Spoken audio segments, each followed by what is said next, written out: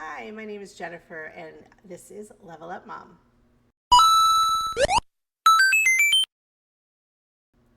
Tonight, we're going to be exploring Minecraft together. I'm sure you've heard of Minecraft. It's hugely popular. In fact, it's the #1 most popular game in the world. It actually took over for Tetris years ago. There was even recently a movie about it. That's how popular it is.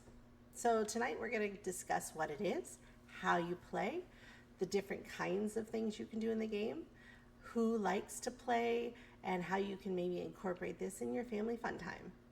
So let's get started. All right, first things first, you are going to obviously need to download the game. There's a couple different versions that you can play on your computer. You can play on your console. And then there's two versions, Bedrock and Java. You don't really need to know too much about this, but just keep in mind that they actually are running on different versions slightly. So sometimes some of the new content might come to one before it comes to another. But in general, that's something that's a little bit more down the road for you. But for now, either pick your favorite console or your computer and download the game. And then once you do that and you make an account, you will get this screen here. And we're just going to go in. Now, unlike most games, you don't just pop in. You actually create a world. This is, I think, some of the most fun part of the game. So you're going to go in and to create a world. Have lots of different options, but you can actually, what am I trying to do here, is find, where's the world seed. So you can go here, so you go to advanced, and you go to templates. And this is actually like giving you an idea of the kind of world you'd create. So there's a world that's got a lot of this deep dark in it, or a mangrove swamp, or a coastal village, abandoned village, a mesa plateau world. So this can be helpful if you really know you want to explore a specific biome and you're worried that if you do a random world, you'll miss out on something. So I probably wouldn't start with this unless, like I said, you're doing it for a specific purpose. But if you've played a while and you're really like, I just really want to live in a cherry grove, then this is a good way to do it. So we're going to go back out to the regular Create a World General. So you get to name your world. We're going to call this Testing World. That's super creative, I know. And the first thing you'll notice is you have a choice of survival and creative.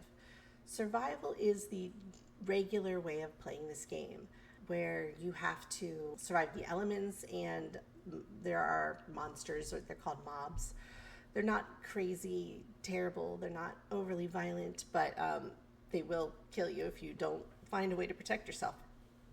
You'll see in a minute, it's not overly harsh. But you also can only jump, a certain height. You're limited to the physics of the real world. So that's survival. In survival mode, you do have choices. You can actually do peaceful, where there won't be any enemies, but you still have to deal with the world physics. So you could still technically drown, burn in lava, that kind of thing. Then there's easy, which is there are mobs, but there's not as many that spawn, and they're not as difficult to deal with. Normal would be the regular default setting, and then hard, which is where obviously it gets much more challenging. There is also a new hardcore mode where if you die one time, you're out of luck and you have to start over. I might have the guts to try that someday, but not today. All right, so that's the survival mode. I tend to try to play in normal, but sometimes when my daughter was little and we played together, I would play in peaceful so she wouldn't get frustrated. We eventually got to easy and then normal. So creative, this is the way my daughter now likes to play. Creative mode means all bets are off. You can't die in lava, you can't drown, you can fly over the world. There are mobs, but they do not ever attack you. You're invulnerable. So it's really, really fun, especially if you like to build. So Minecraft, it's kind of like Legos. It's based on little blocks that you put together to create things. And you do that when you're playing in regular survival. But again, there's physics. So you can't just build a tower 50 blocks tall without having some good way of supporting yourself. So you'd have to use scaffolding or build up at angles, things like that.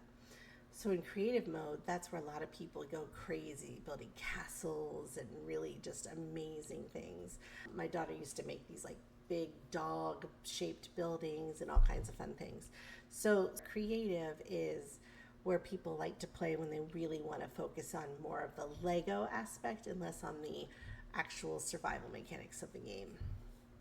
So if you want to try that out, then you would just click creative. Okay, so we're for tonight going to start with survival. And we're going to do normal mode just so you can see. And I probably will die, but that's okay because that's part of the game. So over here you do have advanced settings. You can make the world flat. So again, if you just want one flat world without hills and valleys, so again, it's easier to build, things like that, you can turn that on. Starting map, you can actually start with a map in your inventory. I usually like to work towards building and being a cartographer, so I don't like to start with a map because I want to build up to that. And other things like a bonus chest. Show coordinates is something I always do. So this basically just means that there is a set of coordinates, longitude and latitude in the corner that help you if you wander off and get lost and can't find your base and you don't have a map, or you die and lose your map. It helps you get home, and it just, I think, eliminates a lot of unnecessary frustration, especially if you're playing with other people, because you can find each other a lot easier. So the other thing I like to turn off is friendly fire. So this means you can't hit another actual player. So if you're trying to create a world where it's a competitive environment, you know, who can build the biggest base and you want to raid each other's bases, that's great, leave that on. But for families, I think it's best to not accidentally, you know, shoot your husband or your kid when you're trying to actually shoot a skeleton. So I always turn that off. But again, you can go through all of these settings on your own. They have descriptions underneath them. There are all kinds of ways you can make the game a little more custom. So if, you know, you like playing with your kids, but they really don't like that when they die they lose all their stuff, which I understand, and they're young enough that you're not really worried about teaching them consequences of, you know, losing, then you might want to click that. There's also a way to make it always daytime because the world gets a little more difficult at night, so you can always just make it day. There are resource packs that you can download either for free or you can buy that make the world look a little bit different, a little more fun, or I think there's one that's all just shades of pink or whatever. So there are different things like that that you can also download. But to keep it simple for right now, we're done with the settings and we are going to create our world. Now, if you don't pick one of the templates, when you hit create, it's random. I find that most of the time I end up in like a meadow or a forest, which is pretty much the safest kind of starting area. But I also find it the most boring because it's the predominant zone of the world, and I like to start somewhere more exciting now. But if it's your first world, a lot of times starting out in the forest or meadow is perfect because all the resources you need are there. You're not going to have to go trouncing around looking for immediate food sources. But it's kind of like rolling dice to see what you're going to get. So let's go. Sometimes I'll create like 4 or 5 worlds in a row until I get one I really like, and then I'll just delete the other ones. But for tonight, we're just going to stick with the first one we get. I think I've created like 50 worlds over the course of the time this game's been out, just because I love this part. I love just doing it and seeing, okay, what are we going to get? So I think I mentioned before the word biomes. That just basically means that there could be jungles, deserts, oceans, mesa lands, snowy mountains. So those are different biomes. And the way Minecraft works is that you just basically have a bunch of different biomes that are all connected, and it's procedurally generated, which means as you walk, it just generates in front of you. And so different resources and different things come from different biomes. So you want to see and explore a lot of different biomes. Plus, it's just more beautiful and exciting. So here it looks like we have a jungle biome. That's what those tall trees over there are. And then just kind of a regular mountain and a meadow. And over there is the savanna, which has like acacia trees. So this is actually a little bit of a good variation. It's not all just one biome. So like I said, we're going to stick with it anyway, but in this case, we actually have a few different things to look at. So first things first, we have a little ravine here too. That's cool. We have a big cave. That's good for future resources, but also bad guys come out of there. All right, so first thing you want to do is start working on a temporary shelter. So all you do is you just basically start hitting blocks. Now, certain blocks you can't hit with your fist, you'll have to use a tool. But in the beginning, you can hit dirt and wood and stone and get blocks to use to build. So we are going to kind of use this since it's already down in the ground, and we're going to dig out a little 3x3 base, because once it hits nighttime, zombies and skeletons will come out. Like I said, a lot less scary than they sound, but they still can hurt. And we want to make sure we don't die the first night, because it takes a while before you have the resources to not just hide every night. Eventually you'll get a bed and you can sleep through the night, and then you can skip the nighttime that way. All right, so this is going to be our little door right here. All right, so we'll build up here, and you can see this is obviously not a very pretty building, but this is the basics of building. You just dig up blocks and stack them on top of each other in the end. All right, so we got 1, 2, 3, 4, that's enough. So this will be our wall. And then this is actually a very satisfying, relaxing kind of game. Sometimes when you're just digging, you just dig for a while, and it's just kind of satisfying and relaxing after, you know, a long day. It can be very fulfilling, stress relieving. Oh, need a little more dirt.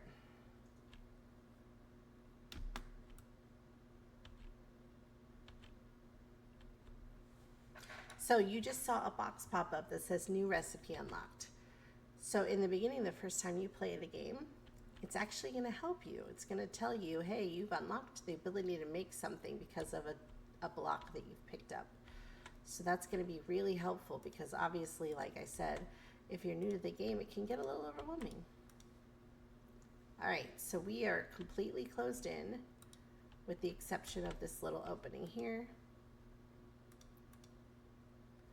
Okay, so all we have to do is close off this when it's nighttime. Perfect. Doesn't matter if it's not pretty, like there's a hole there, although I'm gonna fix it just because I'm weird like that. I gotta have symmetry. Okay, so we have a home. Now we need to work on tools. So let's go find the closest tree. Oh, there's a tree. And it's an oak tree. Those are good because they have apples, and apples don't require any extra ingredients or cooking, so you can instantly find yourself some food. Right now, you can see there are some boxes at the bottom of the screen. Those are your active items you can choose between to use. So right now, there's a dirt square. If I scroll, there's some seeds, flowers, and some wood.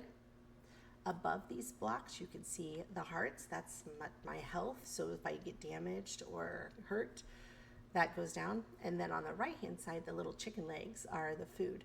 So that tells you I'm full, but if I get hungry, I can actually start to take damage.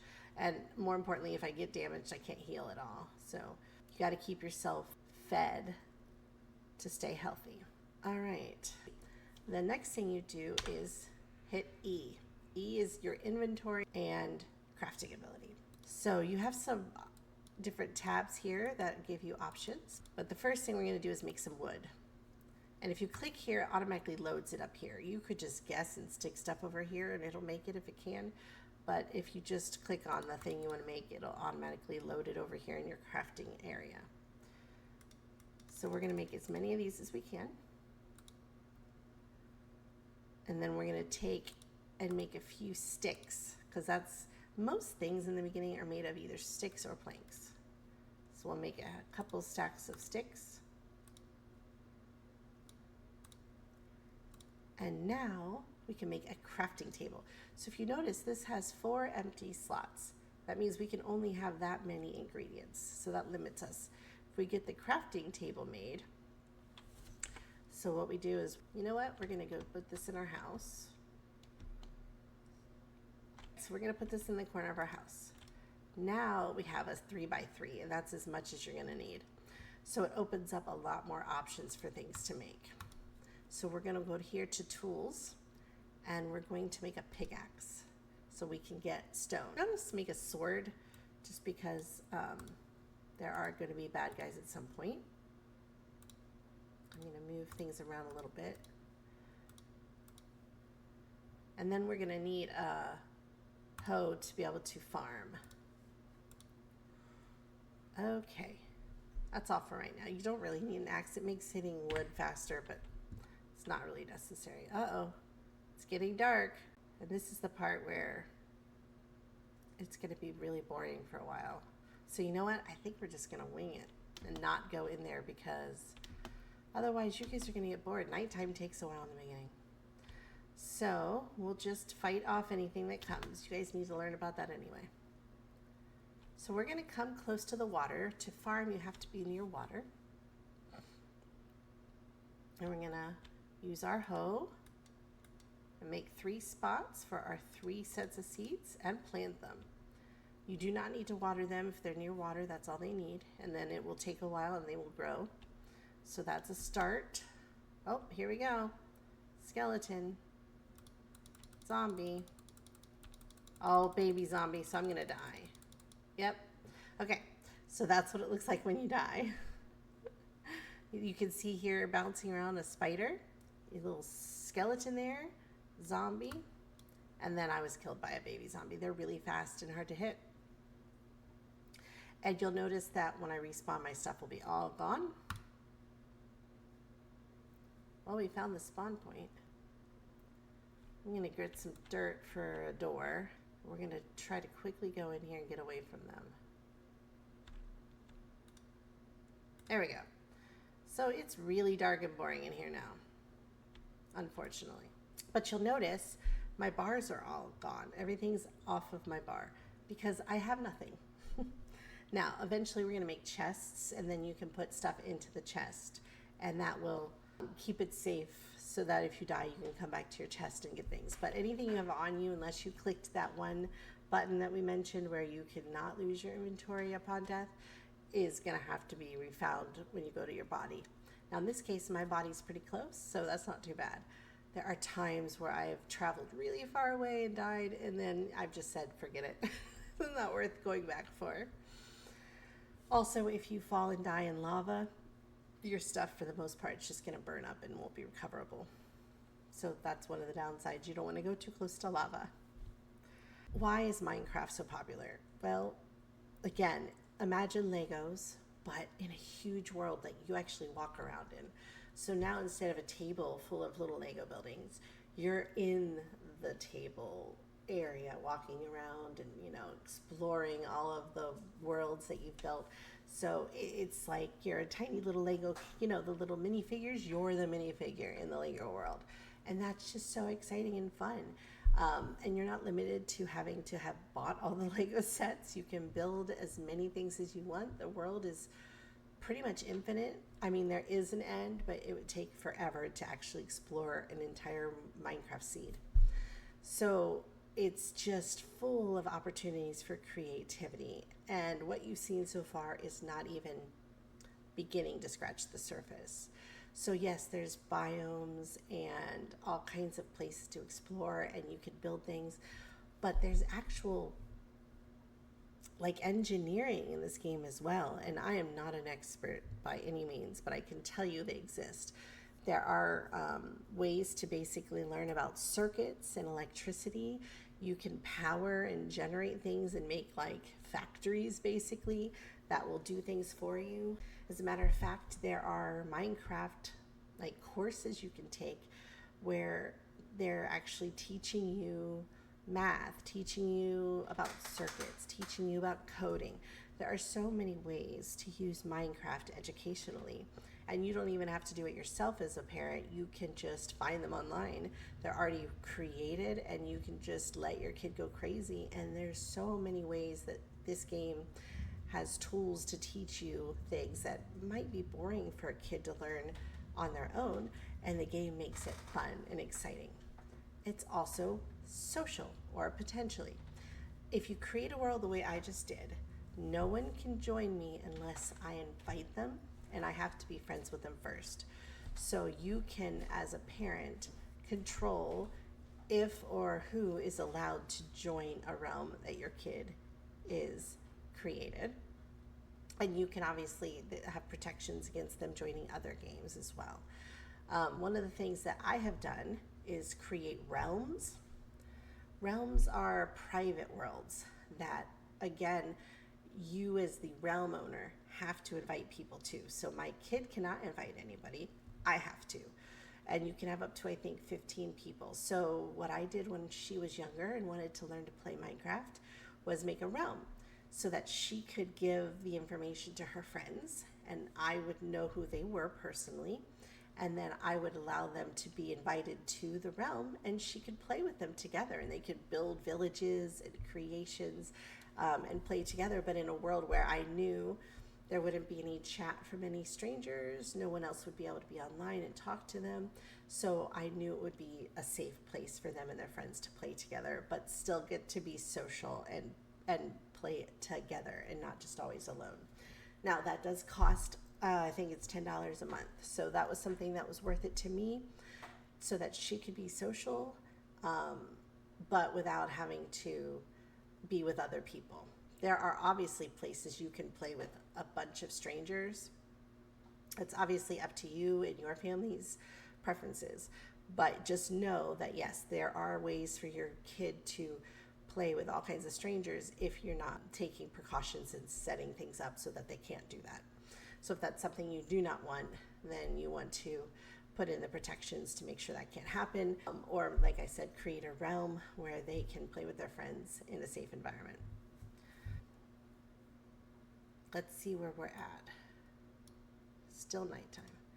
Okay, so I think what I'm gonna do is, because we've kind of seen how you get started, we're gonna get out of this game real quick. So I wanna show you a couple of other things.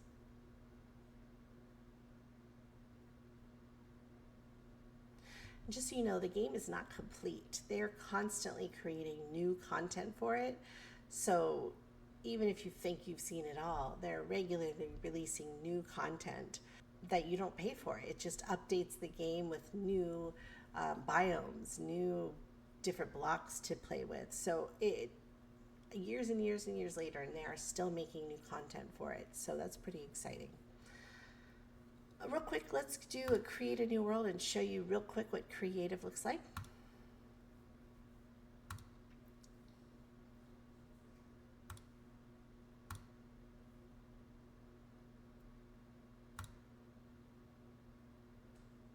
I don't particularly like creative because for me, I like the survival aspect of the game.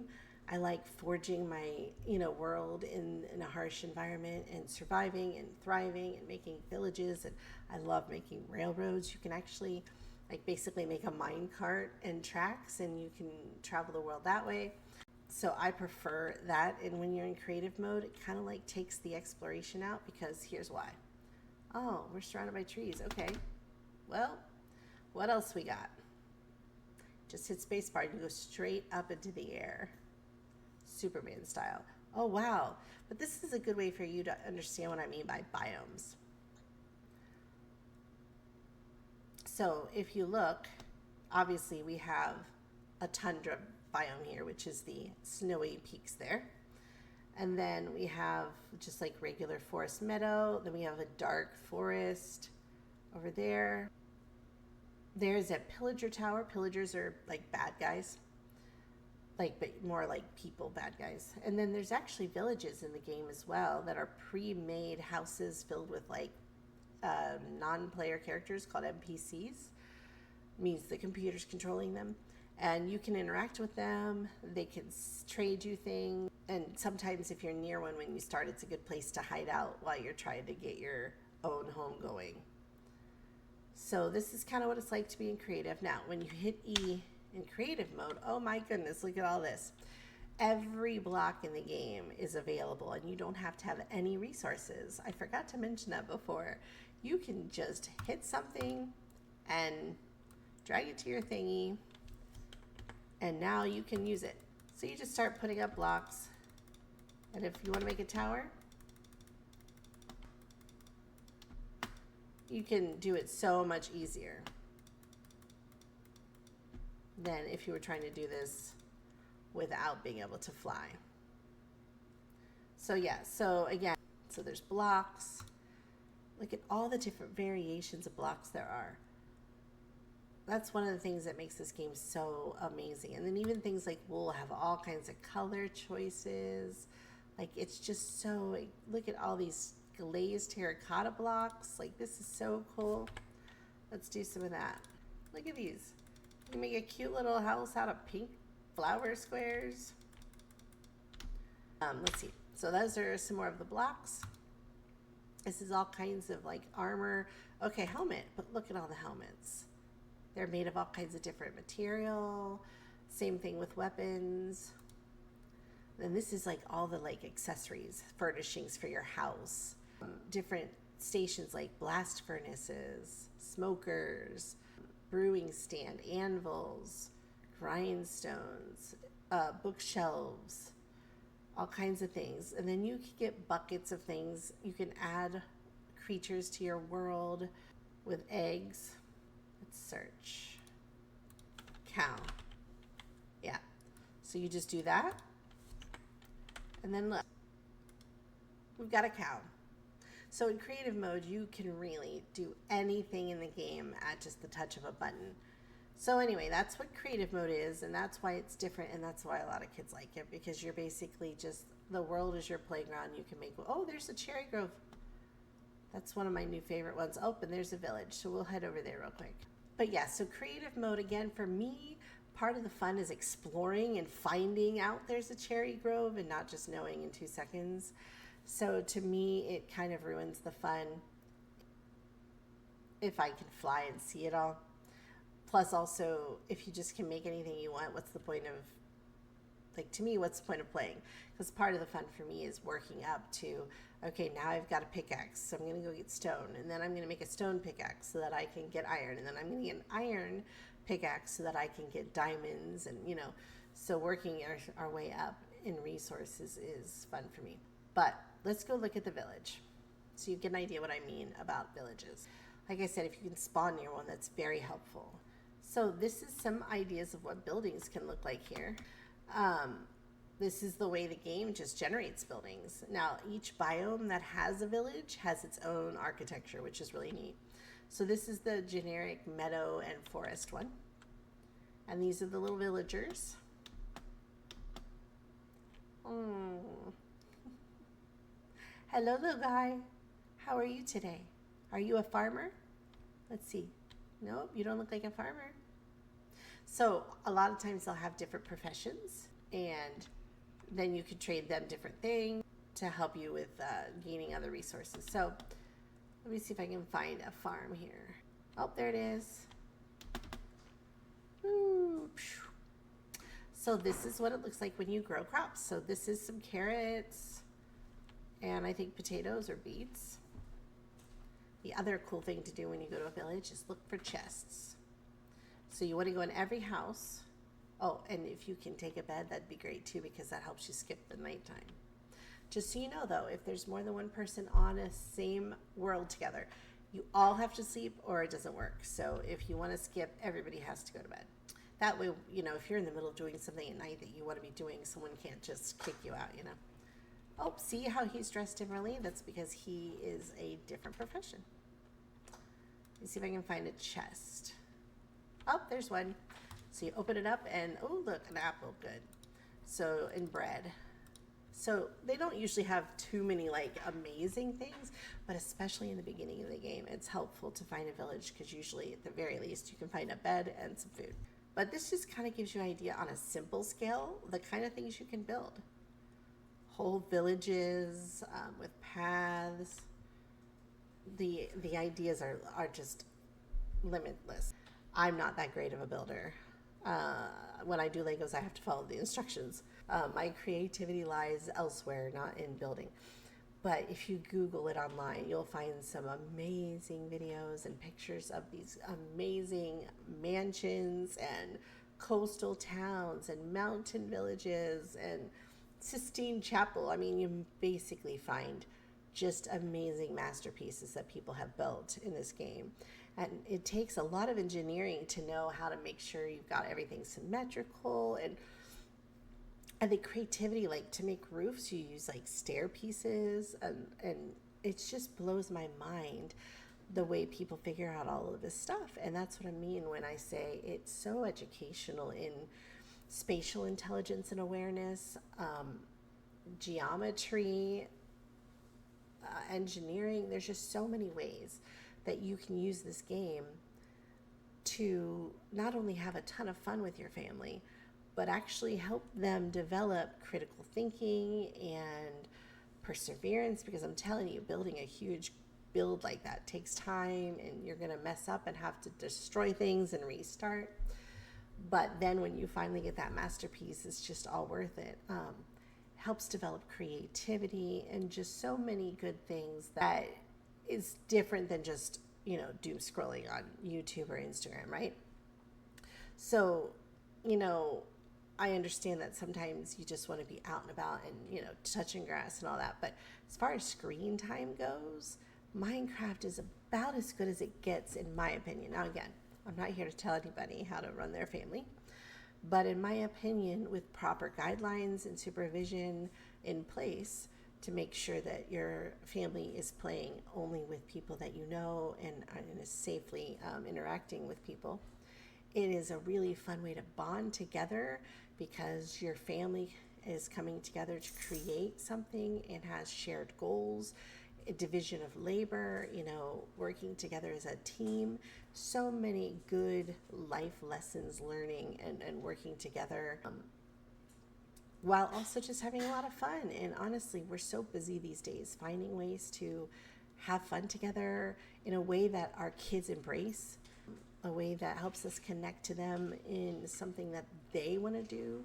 It's just such a rare thing these days. And so that's why I really wanted to highlight Minecraft tonight, because I think if nothing else, if you really just don't want to do any gaming or online activities in your family, but you maybe want to bring some small thing in, Minecraft would be my absolute number one first recommendation. We're going to get out of here, and I'm just going to show you the marketplace real quick, because in terms of what I was saying about educational things, this is one of the ways that you can do it. There are also actually like Minecraft Academy through Minecraft, where you can actually use it as a school. Like teachers can actually use Minecraft, and there's like curriculum, and they actually have the kids go to school like virtually in the classroom in the Minecraft world and do different activities. So there's all kinds of official things like that. But then there are these worlds that people have created.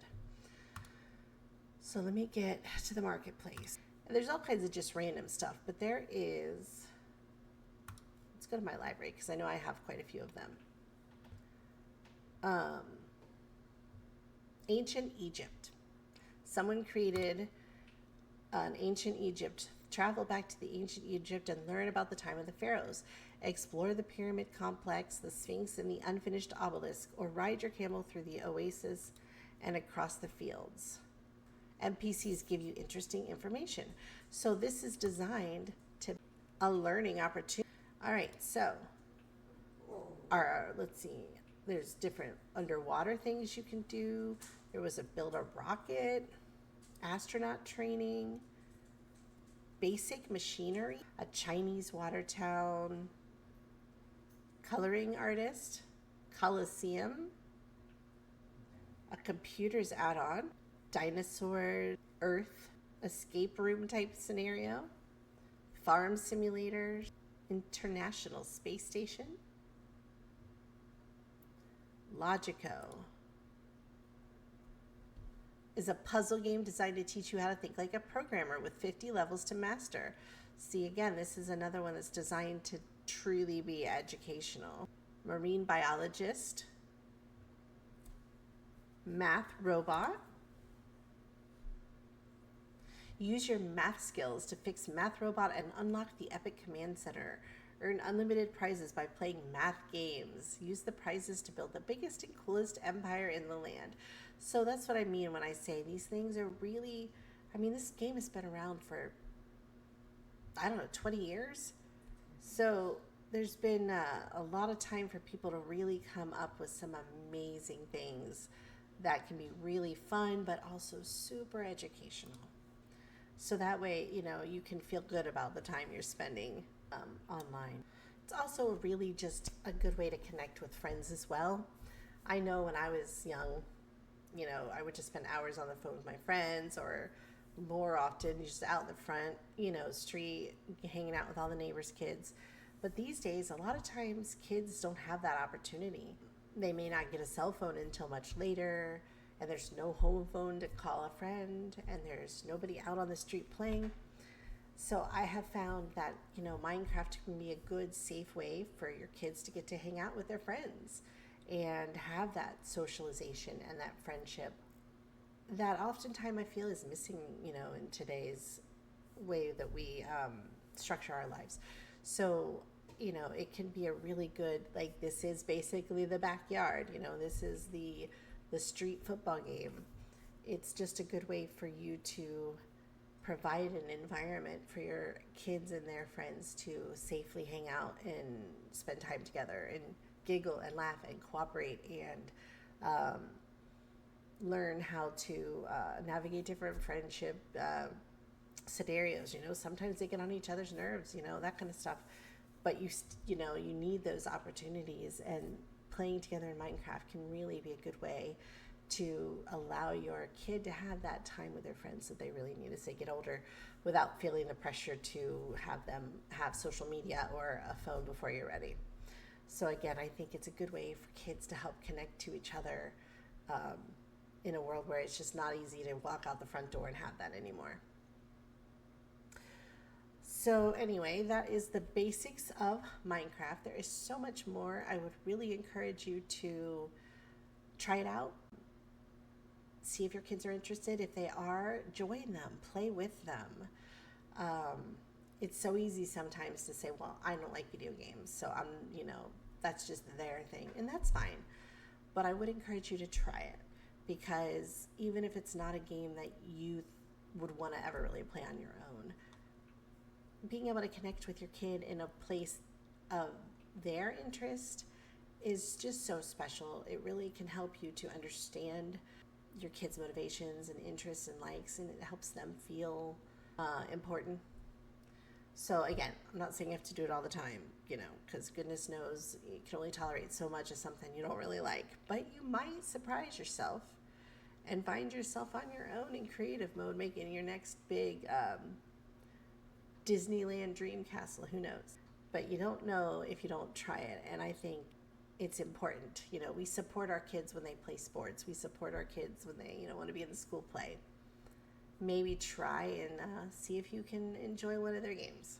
And I would say the first place to start is Minecraft, because it's pretty simple. Doesn't take a lot of skill. You don't have to be some fast twitch crazy person to be able to play. You're not going to embarrass yourself by dying every 2 seconds. It's not over your head in terms of puzzle content that, it's been too long of a day for you to figure out, It's just kind of relaxing and chill, and a good way to have a good family-friendly adventure together. So on that note, we're going to wrap it up. If you have any questions about Minecraft, feel free to put them in the comments, and I will answer them if I can. If I can't, I'll find someone who can. And if you do try it out, I'd love to hear about your experiences and how was playing Minecraft either by yourself or with your family. And maybe post a picture of maybe your favorite build that you've done together. Thanks, and you have a great evening and enjoy that family.